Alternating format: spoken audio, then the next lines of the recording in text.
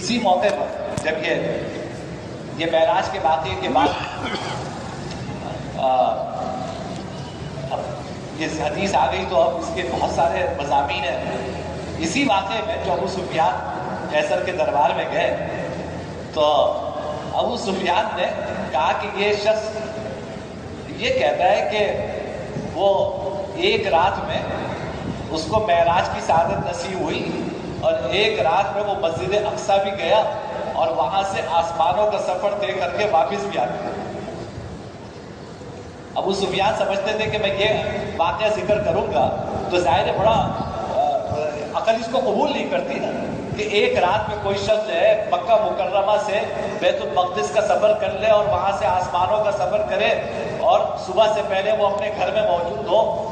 تو مشرکین کو تو اس پہ یقین نہیں آتا تھا. تو اب قیصر کے دربار میں اس وقت بیت المقدس کا جو متولی تھا وہ موجود تھا. اس نے کہا کہ اس کی تصدیق میں کرتا ہوں. عیسائی تھا, عیسائی عالم تھا.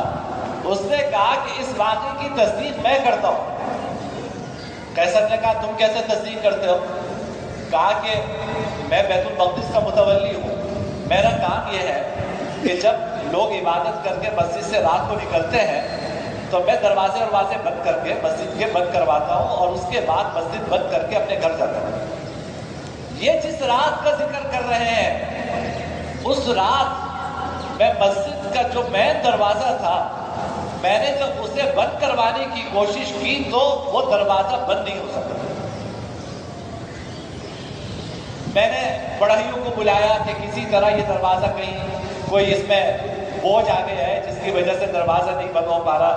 تو بیان وہ دروازہ بند نہیں ہو سکا. تو میں نے اپنے ساتھیوں سے کہا کہ آج اللہ کی کسی مقدس ہستی کو بیت المقدس آنا ہے اس لیے دروازہ بند نہیں ہو پا رہا. اور کہا کہ جب میں صبح آیا تو میں نے اس دروازے کے برابر میں جو چٹان تھی اس میں نے پتھر میں سوراخ دیکھا جیسے یہاں کسی نے اپنی سواری باندھی. تو اس نے کہا کہ جس واقعے کو یہ ذکر کر رہے کہ بڑا ایک حیران کن واقعہ ہے اس واقعے کی تصدیق میں کرتا ہوں. معراج والی روایت میں آتا ہے کہ جناب نبی کریم صلی اللہ علیہ وسلم کو جو حضرت جبرائیل آسمانوں پر لے گئے تو آپ کا مختلف قوموں سے گزر ہوا. آپ نے ایک جگہ دیکھا کہ کچھ لوگ ہیں ان کو عذاب دیا جا رہا ہے. عذاب یہ دیا جا رہا ہے کہ ان کے جبڑے میں آنکڑا ڈال کر اس کو پیچھے کھینچا جاتا ہے یہاں تک کہ باتیں گردن تک کھل جاتی ہے اور یہ سب عذاب دیا جا رہا ہے. پھر چھوڑ دیا جاتا ہے, پھر جبڑے سنگ ہو جاتے ہیں, پھر آنکڑا ڈال کر اس جبڑے کو کھینچا جاتا ہے اور پھر وہ چل جاتا ہے. تو آپ نے حضرت جبرائیل امین سے پوچھا کہ یہ کون لوگ ہیں جن کو یہ عذاب دیا جا رہا ہے؟ جبرائیل امین نے کہا کہ یہ وہ لوگ ہیں جو جھوٹ بولا کرتے تھے اور پھر یہ چاہتے تھے کہ ہم نے جو جھوٹ بولا ہے اس کی دنیا میں ترویج. یہ وہ لوگ آپ کو پتا ہے آج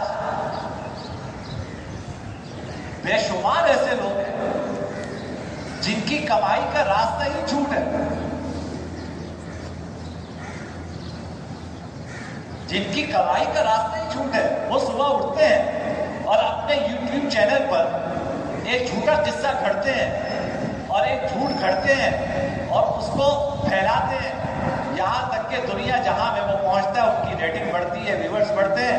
نتیجہ یہ کہ کمائی کا راستہ ہی نہیں. لوگ سمجھتے ہیں کہ اچھا مذاق میں جھوٹ بول رہا ہے تو بھائی مذاق میں جھوٹ بولنا کیا جائز ہے؟ اللہ معاف فرمائے, اللہ ہماری حفاظت فرمائے کہ انسان کی کمائی کا ذریعہ ہی کیا ہے؟ یہ جھوٹ.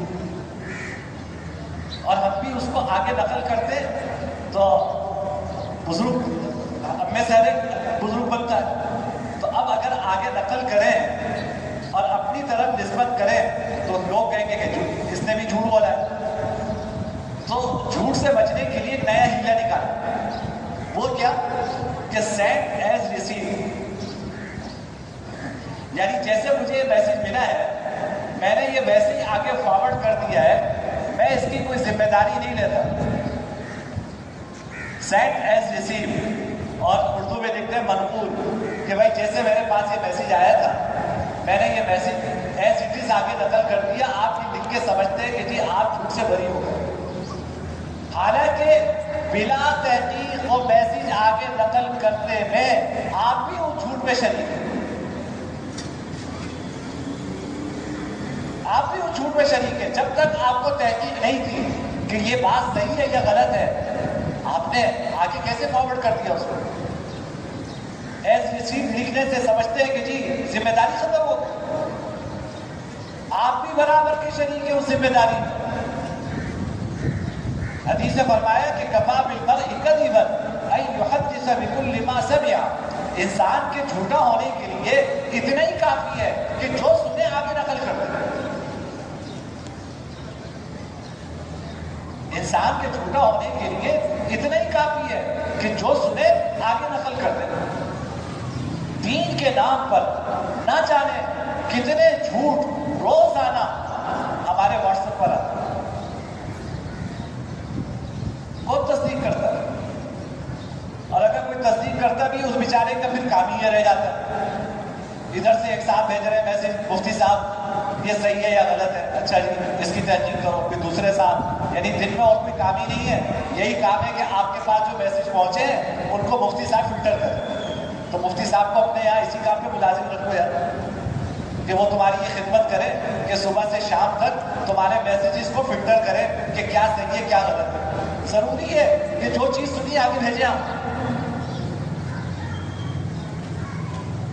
پتہ نہیں کون سا ثواب کا کام سمجھ لیا ہے. جب تک روزانہ صبح اٹھ کے 5 میسج آگے نہیں بھیجیں گے اس وقت تک ناشتہ نہیں ہوگا. یہ فضولیات میں لگا دیا.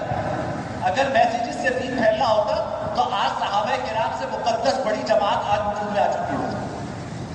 آپ سمجھتے ہیں کہ فجر کے لیے اٹھانے کے لیے بھی میسج آ رہا ہے. اور بھائی وہ اٹھا ہوا ہوگا تو میسج دیکھے گا نا، تمہارے میسج سے وہ اٹھ جائے گا.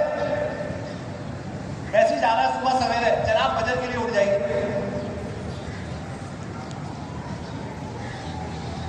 آپ کے میسج دیکھ کے وہ سویا ہوا ہوگا، میسج آپ کا پہنچے گا اور وہ اٹھ جائے گا. پتہ نہیں کس لوگ کام میں لگے، اتنی دیر میں تجارت ہی کر لیتے، 2 پیسے کما لیتے. یہاں تو نہ دین ملا نہ پیسہ ملا، کم سے کم دنیا میں محنت کرتے تو پیسے تو مل جاتے. یہ کاروبار ہے. جو میسج آئے گا آگے فارورڈ کرنا ضروری ہے. سمجھتے ہیں اس سے بڑی دین کی خدمت کوئی نہیں. صحیح ہے غلط ہے آپ سمجھتے ہیں کہ میں نے جب لکھ دیا sent as received تو اس کا مطلب یہ ہے کہ میرے کندھے سے ذمہ داری ختم ہو گئی. آپ کے کندھے سے نہیں ختم ہوئی ذمہ داری. حدیث نے فرمایا کہ بئس مطیۃ الکذب زعم، ابو داؤد کی روایت ہے. فرمایا کہ جھوٹ کی بدترین سواری یہ ہے کہ آپ یہ کہو کہ لوگ یہ کہتے ہیں.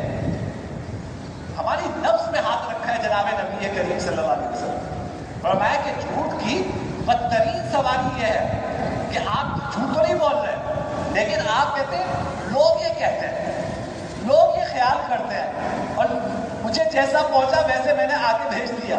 سمجھتے ہیں کہ میں جھوٹ سے بری ہو گیا ہوں. کوئی جھوٹ سے بری نہیں. جھوٹ کے کندھے پہ سواری کر رہے ہیں آپ. تو میرے بھائی زبان سے جھوٹ بولو یا بے تحقیق بات آپ آگے چلتا کریں، اس کی کوئی فکر نہیں ہے کہ آگے بات صحیح نقل کر رہا ہوں یا غلط نقل کر رہا ہوں. کیوں خواہ کے لیے اپنے آپ کو ان چیزوں کے اندر مبتلا کرتے ہیں؟ غلط بات آگے نقل کرنا، جھوٹ بولنا، یہ ایک مسلمان کا شیوا نہیں. ایک مسلمان کا شیوا نہیں. اللہ تعالیٰ ہم سب کی حفاظت فرمائے. آگے انشاءاللہ اگلے جمعے اس میں مزید عرض کروں گا.